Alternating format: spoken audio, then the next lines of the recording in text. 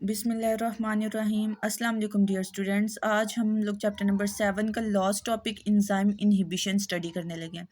तो enzyme inhibition का मतलब क्या है कि इनहिबिट का मतलब होता है रोकना यानी स्टॉप कर देना। अब हम देखेंगे इंजाइम की प्रोडक्शन को कौन सी चीज़ जो है वो इनहिबिट कर देती है। अब देखिए आपने पढ़ा कि एंजाइम जो है आप लोगों के बॉडी के अंदर होने वाले बायोकेमिकल रिएक्शंस को स्पीड अप कर देते हैं, लेकिन ये अगर ज़्यादा एंजाइम की एक्टिविटीज़ को बढ़ा देते हैं, रिएक्शंस की स्पीड को ज़्यादा बढ़ा देते हैं, तो वो आपकी बॉडी के लिए हार्मफुल है। अब ज़रा देख लेते हैं उन एंजाइम की प्रोडक्शन जितनी आपकी बॉडी को नीड है, उससे ज़्यादा जब होना शुरू हो जाते हैं तो एंजाइम इनहिबिट होना शुरू हो जाते हैं। अब कैसे होते हैं, कौन करता है उनको इनहिबिट, तो वो हम ज़रा देख लेते हैं। सबसे पहले हम लोग एंजाइम इनहिबिशन की डेफिनेशन देखते हैं। तो कुछ ऐसे सब्सटेंसेस जिनको कुछ ख़ास किस्म के ऐसे सब्सटेंसेस जिनको हम लोग एंजाइम इनहिबिटर कहते हैं, वो क्या करते हैं, एंजाइम के साथ आके अटैच हो जाते हैं और उसकी एक्टिविटी को स्टॉप कर देते हैं। ठीक है, कुछ स्पेशल टाइप के ऐसे सब्सटेंसेस जो एंजाइम के ऊपर आके अटैच हो जाते हैं और उसकी एक्टिविटी को स्टॉप कर देते हैं, ताकि जो है एंजाइम मज़ीद जो है ब्रेकडाउन या केमिकल रिएक्शंस में इन्वॉल्व ना हो। इस पूरे प्रोसेस को हम लोग एंजाइम इनहिबिशन कहते हैं और ऐसे सब्सटेंसेस को एंजाइम इनहिबिटर्स बोलते हैं। ठीक है, इसमें हम लोग टू टाइप्स देखेंगे। एक होते हैं कम्पिटिटिव इनहिबिशन और सेकंड वन होते हैं आपके पास नॉन कम्पिटिटिव। तो सबसे पहले हम देखते हैं कम्पिटिटिव इनहिबिशन। ऐसा प्रोसेस है जिसके अंदर कुछ ऐसे इनहिबिटर्स इन्वॉल्व होंगे जो एंजाइम्स के साथ एक सबस्ट्रेट के तौर पर ही एक्ट करेंगे, क्योंकि आपको पता है एंजाइम्स के ऊपर एक्टिव साइट्स प्रेजेंट होती है जहाँ पर आके क्या अटैच होना होता है, सबस्ट्रेट ने। ठीक है, अब इस केस में क्या होता है कि जो सबस्ट्रेट होते हैं वो compete करते हैं। ठीक है, अब एंजाइम क्या करेगा, सबस्ट्रेट के साथ compete करेगा। देखिए सम इनहिबिटर रिजेंबल्स, कुछ ऐसे इनहिबिटर्स हैं जो किसके साथ रिजेंबल करते हैं, एंजाइम्स के सबस्ट्रेट के साथ। अब यहाँ पर क्या आ जाएगा, जब वो एक दूसरे के साथ रिजेंबल करेंगे तो यहाँ पर कंपटीशन आ जाएगा। तो ये क्या करेंगे, compete करेंगे सबस्ट्रेट के साथ to attach active site of enzyme. ठीक है, अब सबस्ट्रेट जिन्होंने आके एंजाइम्स के साथ अटैच होना है और जो आपके पास इनहिबिटर्स हैं, दोनों क्या है, सिमिलर है, उनमें रिजेंबलेंस है। तो उस रिजेंबलेंस की वजह से क्या होगा, इनमें कंपटीशन आ जाएगा। अब एंजाइम के सबस्ट्रेट भी compete करेंगे कि वो आके एंजाइम के साथ अटैच हो जाएं ताकि एंजाइम की एक्टिविटी को बढ़ाएं, और दूसरी तरफ से इनहिबिटर्स भी क्या करेंगे, वहाँ पर compete करेंगे कि हम उनकी जगह आके अटैच हो जाएं ताकि वो क्या हो, एंजाइम की एक्टिविटी स्टॉप हो जाए। ठीक है, when inhibitor is attach to the active site, जैसे ही वो आके अटैच हो जाएंगे तो क्या होगा कि जो सबस्ट्रेट है उनके लिए एरिया क्या हो जाएगा, ब्लॉक हो जाएगा। तो अब क्या होगा, अब इसमें हम लोग एग्जांपल देख लेंगे। अब जैसे ही वो आके अटैच होते हैं तो ब्लॉक हो जाएगा वो एरिया, किसके लिए, उसके सबस्ट्रेट्स के लिए, और इस तरह से क्या हो जाएगा, एंजाइम की एक्टिविटी स्टॉप हो जाएगी। अब इसमें हम एग्जांपल देख लेते हैं। फॉर एग्जांपल एंटीबायोटिक्स है हमारे पास। ये ऐसे मॉलिक्यूल्स होते हैं जो सबस्ट्रेट के तौर के साथ जो बैक्टीरियल एंजाइम होते हैं उनके साथ उनके अगेंस्ट वर्क करते हैं। फॉर एग्जांपल आपकी बॉडी में बैक्टीरिया है, एंटर हो जाता है, तो आप लोग क्या लेते हैं, एंटीबायोटिक्स। वो बायोटिक्स क्या होते हैं, वो वर्क करते हैं एंजाइम के साथ मिलके, जहाँ पर आपकी बॉडी में आके सबस्ट्रेट ने अटैच होना है वहाँ पर जाके वो अटैच होते हैं ताकि जो बैक्टीरियल एंजाइम है उनकी एक्टिविटी को स्टॉप कर दें। ठीक है, तो ये क्या करते हैं, अटैच हो जाते हैं बैक्टीरियल एंजाइम के साथ और उसको इनहिबिट कर देते, स्टॉप कर देते हैं बैक्टीरिया की ग्रोथ को। इस तरह से बैक्टीरिया की डेथ हो जाती है और आप लोग हेल्थीली सर्वाइव करना शुरू कर देते हैं। ये कि आपके पास कंपटीशन इनहिबिटर, यानी कि इसमें आपने देखा कि जहाँ पर आके एंजाइम के ऊपर सबस्ट्रेट ने अटैच होना है वहाँ पर इनहिबिटर आके अटैच हो जाते हैं, इन शॉर्ट। ठीक है, सेकेंड है आपके पास नॉन कम्पिटिटिव इनहिबिटर्स। तो नॉन कम्पिटिटिव इनहिबिटर्स वो वाले इनहिबिटर्स होते हैं कि जो जिनमें कोई सिमिलैरिटी नहीं होती। ठीक है, कुछ ऐसे इनहिबिटर्स हैं जिनमें सिमिलैरिटी नहीं होती कि वो सबस्ट्रेट की तरह के हों, but they do not attach with, और ये एक्टिव साइट जो होती है एंजाइम की उसके साथ भी अटैच नहीं होते, बल्कि क्या करते हैं, they attach to some other location of enzyme. Enzyme के ऊपर देखिए आपने स्पेस देखी हुई है, उसके ऊपर कुछ आपने देखी थी पॉकेट्स बनी हुई जिसको आपने एक्टिव साइट कहा था, बल्कि अब वो कहते हैं उन एक्टिव साइट के साथ अटैच होने की बजाय क्या करते हैं, एंजाइम के अदर पार्ट के साथ अटैच होते हैं, और इस तरह से क्या होता है, एंजाइम की शेप क्या हो जाएगी, चेंज हो जाएगी। ठीक है, और शेप चेंज होने की वजह से क्या होगा, जो सबस्ट्रेट था उसने जाकर जहाँ पर अटैच होना है, क्योंकि आपने पढ़ा था एंजाइम जो है स्पेसिफिक नेचर के ऊपर की तरह के होते हैं। जब एंजाइम की शेप ही चेंज हो जाएगी तो सबस्ट्रेट उसके साथ फिट होके अटैच नहीं हो पाएगा और इस तरह से एंजाइम की एक्टिविटी इनहिबिट हो जाएगी, स्टॉप हो जाएगी। इसमें हम एग्जांपल देख लेते हैं। फॉर एग्जांपल हैवी मेटल्स है, हैवी मेटल में आप लोग मरकरी ले सकते हैं या कुछ और ड्रग्स ले सकते हैं और वो यूज़ करते हैं हम लोग कैंसर की थेरेपी में। ठीक है, हैवी मेटल्स किस लिए यूज़ करते हैं, कैंसर की थेरेपी के लिए, उसको क्योर करने के लिए। स्टूडेंट्स आप फर्स्ट डायग्राम में देख सकते हैं कि यहाँ पर आपके पास एंजाइम में आपके पास ये रेड शेप में, ठीक है, और आपके पास ऊपर क्या है, सबस्ट्रेट। ठीक है, सबस्ट्रेट के बाद ये जो आपको एक्स्ट्रा ब्लू में ऑब्जेक्ट नज़र आ रहा है, ठीक है, ये आपके पास है कम्पिटिटिव इनहिबिटर। ये कहाँ पर आके अटैच हुआ है, एक्टिव साइड पे। अब यहाँ पर सबस्ट्रेट की उसके साथ शेप मैच नहीं हो रही तो यहाँ पर फिट नहीं होगा, तो ये आपके पास क्या है, कम्पिटिटिव इनहिबिटर। अगर आप लोग दूसरी साइड पर सेकंड अपनी डायग्राम देखें तो यहाँ पर क्या हो रहा है, एक्टिव साइड पे आके अटैच नहीं हो रहा, बल्कि कहाँ पर, एक साइड पे एंजाइम के अदर पार्ट पे अटैच हुआ है, नॉन कम्पिटिटिव इनहिबिटर। इस तरह से देखें आप लोग, क्या हुआ है कि जो एंजाइम की एक्टिव साइड की शेप होती है एंजाइम की, वो डीनेचर हो गई, एंजाइम की शेप चेंज हो जाएगी। इस तरह से भी क्या होगा कि सबस्ट्रेट के अच्छे तरीके से उसके ऊपर अटैच नहीं हो पाएगा। नेक्स्ट स्टूडेंट हम देख लेते हैं एक्सरसाइज में आपके पास सबसे पहले आते हैं एमसीक्यूज की फर्स्ट स्टेटमेंट है, the primarily all enzymes are, आपने पढ़ा एंजाइम्स क्या होते हैं, प्रोटीन्स, तो ऑप्शन बी इज करेक्ट। ठीक है, एंजाइम्स क्या होते हैं, प्रोटीन्स होते हैं। Second is which best define an enzyme, सबसे बेस्ट डेफिनेशन क्या होगा एंजाइम कि एंजाइम ऐसे प्रोटीन्स हैं जो केमिकल रिएक्शन को स्पीड अप कर देते हैं। थर्ड है आपके पास statement, what can happen if an enzyme is expose to temperature that is higher than its optimum temperature.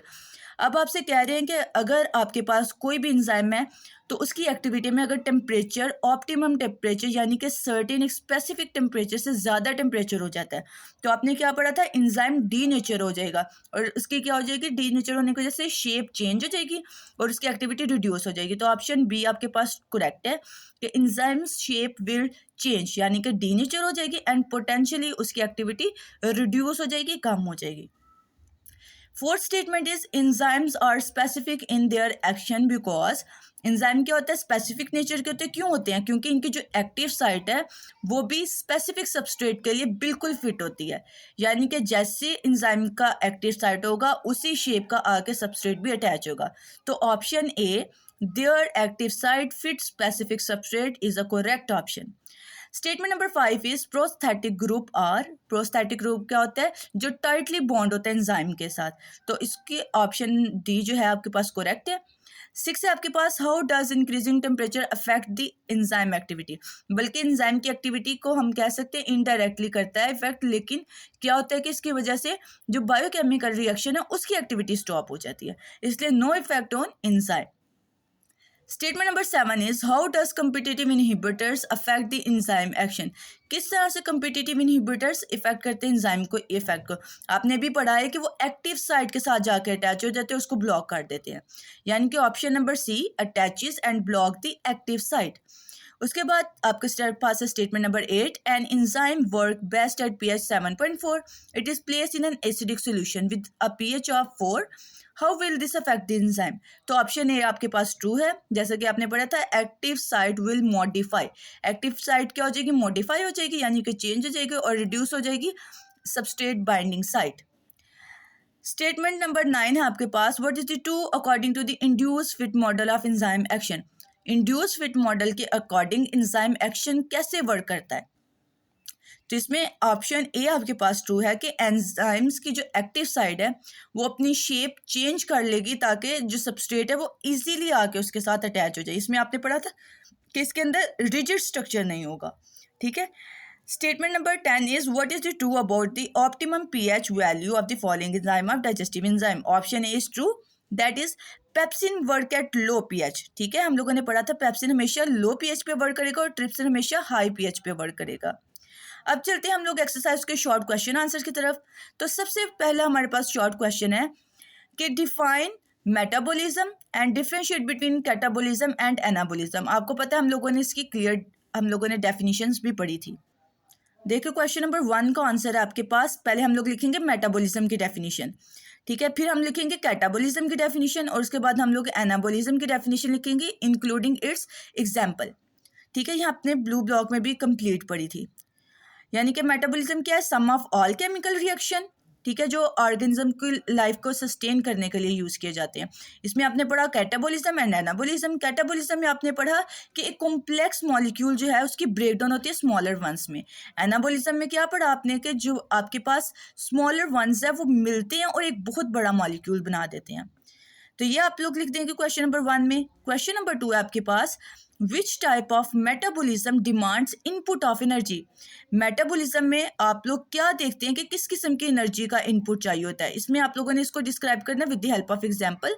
तो क्वेश्चन नंबर जो 2 है हमारा, उसका आंसर हमारे पास है, आप लोग यहाँ पर देखो क्वेश्चन नंबर 2 हमारे पास है, anabolism demand the input of energy.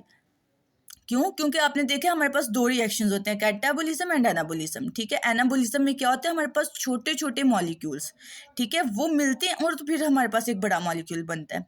तो इसमें क्या होती है, इनपुट एनर्जी होती है। इट इंक्रीज, देखें, it involve the building of molecules from simpler ones. और इसमें अगर हम एग्जाम्पल की बात की जाए तो जो प्रोटीन की सिंथेसिस होती है वो कैसे होती है, क्योंकि इसमें छोटे छोटे मॉलिक्यूल्स अमीनो एसिड्स के मिलते हैं, तब जाके हमारे पास एक प्रोटीन का मॉलिक्यूल बनता है। ठीक हो गया। उसके बाद आपके पास है क्वेश्चन नंबर 3, डिफाइन एंजाइम, यानी कि एंजाइम की डेफिनेशन बताएं और इसका रोल बताएं कि मेटाबॉलिज्म में। अब आपके पास इसमें बहुत सारी एग्जांपल्स आ सकती हैं। ठीक है, सबसे पहले तो हम बताएंगे कि एंजाइम जो है एक बायोलॉजिकल कैटालिस्ट है जो कि किसी किस्म के भी केमिकल रिएक्शन को स्पीड अप करने के लिए इन्वॉल्व होता है। अगर हम लोग इसका रोल देखें मेटाबॉलिज्म में, तो इसका रोल क्या है कि देखिए एंजाइम क्या करता है, कैसे बहुत सारे केमिकल रिएक्शंस हैं उनको स्पीड अप करता है। अब मल्टीपल एंजाइम का हम वर्क बताते हुए कहेंगे कि हर एंजाइम का जो पाथवे है उसका स्पेसिफिक स्टेप होता है। ठीक है, उसके बाद इसके जो प्रोडक्ट्स होते हैं वो क्या होते हैं, पहले एक एंजाइम के साथ फिर वो नेक्स्ट स्टेप पे मूव करते हैं। जैसे हमने पढ़ा था कि आपके पास एंजाइम जो है वो पहले रिएक्ट करते हैं सबस्ट्रेट के साथ, फिर उसके बाद एज अ रिजल्ट क्या बन जाते हैं, एंजाइम सबस्ट्रेट कॉम्प्लेक्स। ठीक है, उसके बाद आपके पास है question number 4, what is the active site of enzyme. Enzyme की एक्टिव साइट क्या चीज़ होती है और उसकी इंपॉर्टेंस भी बताएं एंजाइम की स्पेसिफिसिटी में। तो हम क्वेश्चन नंबर चलते हैं अपने क्वेश्चन नंबर 4 की तरफ। तो हमारा आंसर है the active site of enzyme is a specific pocket. हमने ऐसे ही पढ़ा कि एंजाइम के ऊपर कुछ स्पेसिफिक पॉकेट्स या क्लेफ्ट बने होते हैं उसकी सरफेस पे, जिसको आपने क्या नेम दे दिया, दैट इज एक्टिव साइट। ठीक है, जहां पर किसने आके अटैच होना होता है, सबस्ट्रेट ने। ठीक है, ताकि कोई भी केमिकल रिएक्शन है वो स्पीड अप हो सके। कैटालिस्ट का मतलब क्या होता है, स्पीड अप करना। अब इसकी इंपॉर्टेंस की बात की जाए तो ये एक क्या होता है कि एक स्पेसिफिक और इसकी यूनिक शेप होती है।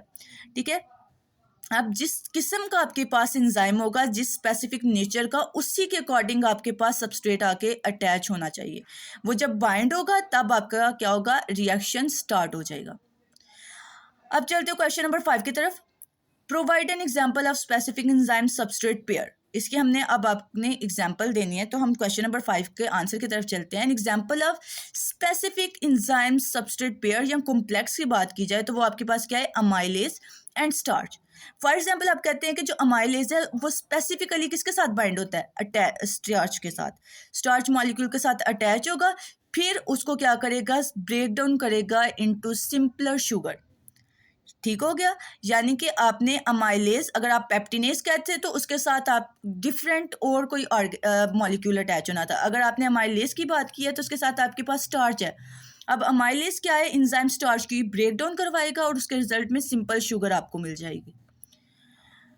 नेक्स्ट आपके पास क्वेश्चन है, question number 6 is what is the effect of substrate concentration on enzyme activity.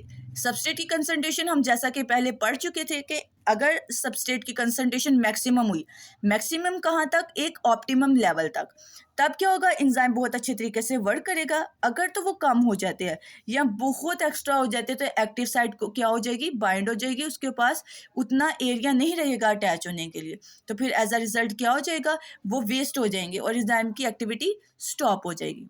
उसके बाद क्वेश्चन नंबर आपके पास है 7, provide 2 example of enzyme that operate optimally at specific pH. ठीक है, पीएच के अकॉर्डिंग हम लोगों ने एग्जाम्पल देखनी है।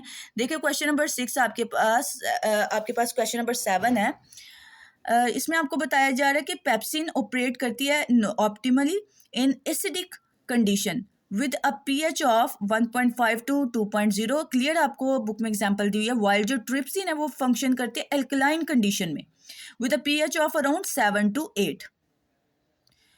नेक्स्ट क्वेश्चन आपके पास, what do you mean by optimum temperature and pH.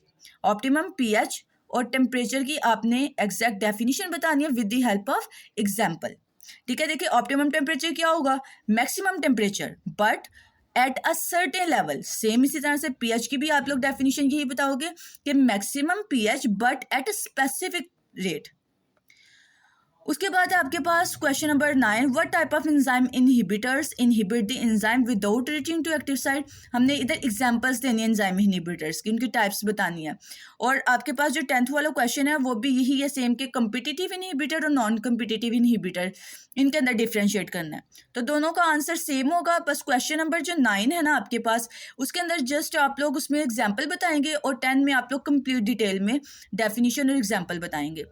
ठीक है, जैसे अगर आप लोग कहते हैं नॉन कम्पिटिटिव इनहिबिटर्स के बारे में कि नॉन कम्पिटिटिव इनहिबिटर्स कौन से, जो एक्टिव साइट के ऊपर जाके अटैच होते हैं कि सबस्ट्रेट अब आके अटैच ना हो। जबकि इन कम्पिटिटिव इनहिबिटर्स वो वाले इनहिबिटर्स थे आपके पास जो कि एंजाइम की एक्टिव साइट के साथ अटैच होने की बजाय एंजाइम के अदर पार्ट के साथ अटैच होते हैं ताकि वो डीनेचर हो जाए और एंजाइम की एक्टिविटी स्टॉप हो जाए। आई होप कि स्टूडेंट्स आपको समझ आ गई होगी। यहाँ तक हमारे short question answer exercise complete finish हो जाती है। चलते हैं अपने लॉन्ग क्वेश्चन आंसर्स की तरफ। तो सबसे पहले है describe the characteristics of enzyme. हमने जितने भी कैरेक्टरिस्टिक्स पढ़े थे पूरा एक कंप्लीट टॉपिक, इसका आंसर आप वो लिखोगे कि एंजाइम स्पेसिफिक नेचर का होता है। ठीक है, एंजाइम जो एक्टिविटी करता है वो एक्टिव साइट की वजह से करता है, इसके साथ को फैक्टर प्रोस्थेटिक ग्रुप अटैच होते हैं, वो कंप्लीट बताएंगे। फिर उसके बाद है क्वेश्चन नंबर 2, इसमें आप लोग बताओगे describe how temperature extreme and inhibit the enzyme activity and lead to the enzyme denaturation. इसमें टेम्परेचर वाला पॉइंट आप लोग कंप्लीट इसका आंसर है। ठीक है, आप लोगों ने पढ़ा ना पीएच भी और टेम्परेचर भी, सबस्ट्रेट भी, इसमें आप लोग टेम्परेचर वाला complete paragraph with the help of graph आप लिखोगे। क्वेश्चन नंबर 3 है how does pH affect the enzyme activity. इसमें आप लोग पीएच वाला टॉपिक कंप्लीट लिख दोगे। फिर है question number 4, describe the factors that affect the activity of enzyme. Complete सारे फैक्टर बता दोगे। अब कंप्लीट फैक्टर कौन से थे, टेम्परेचर भी था, पीएच भी था और सबस्ट्रेट भी था, ये सारे फैक्टर्स हैं। उसके बाद है कंपेयर लॉक एंड की मॉडल, ये हमने पढ़ा था एंजाइम एक्शंस। ठीक है, इसमें लॉक एंड की model complete with diagram compulsory है इसके साथ, और इंड्यूस फिट मॉडल वाला भी पैराग्राफ कंप्लीट लिखोगे दोनों साइंटिस्ट के नेम के साथ, एम एल फिशर जो थे साइंटिस्ट। और स्टूडेंट्स इस तरह से आज हमारा चैप्टर नंबर 6 बिल्कुल कंप्लीट हो जाता है। इंशाल्लाह न्यू चैप्टर के साथ न्यू वीडियो में मिलेंगे, तब तक के लिए स्टूडेंट्स अल्लाह हाफिज़।